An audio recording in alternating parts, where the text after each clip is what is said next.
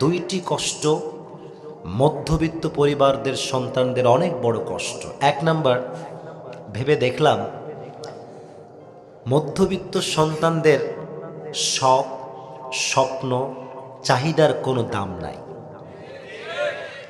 কোনো দাম নাই। এরা শখ করে, চাহিদা করে, অনেক ধরনের চাপ আর আশা তাদের ভেতরে থাকে, কিন্তু পূরণ করবার সাধ্য তাদের ভেতরে থাকে না। এটা আমাদের মধ্যবিত্ত পরিবারের অনেক বড় একটা কষ্ট। আমরা অনেক জিনিস চাই, অনেক জিনিস কাছে পেতে চাই, but there is on lacking, and that is the lacking of money. টাকা নাই, তার শখ পূরণের কোনো অধিকার নাই। এটা আমাদের জীবনের বড় একটা কষ্ট। তো ভাবলাম যে যারা এই কষ্টে ভোগে, যে মধ্যবিত্ত পরিবারের সন্তান, চাইলাম পাইলাম না, নিতে চাইলাম নিতে পারলাম না, ধরতে চাইলাম ধরতে পারলাম না, তাদের জন্য আল্লাহ তাআলা বলেন, ওয়ামান ইয়াতাওয়াক্কাল আলাল্লাহি ফাহুয়া হাসবু। পাওয়া কিংবা না পাওয়া, ধরতে পারা কিংবা ধরতে না পারা, শখ পূরণ করা কিংবা না করা, প্রতিটি অবস্থায় যে ব্যক্তি এটা বলতে পারবে যে আল্লাহ ভরসা, আল্লাহ একাই তার জন্য যথেষ্ট হয়ে যাবে। সুবহানাল্লাহ পড়ে।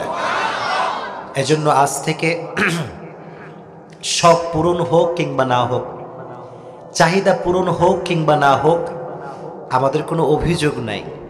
আমরা একটা শব্দ সকলেই বলবো, সকলেই বলেন আল্লাহ ভরসা। আরো জোরে বলেন আল্লাহ ভরসা।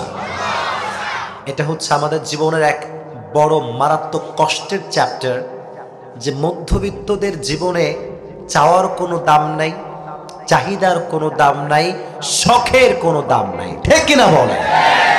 Number one. নাম্বার টু, এটা লাস্ট।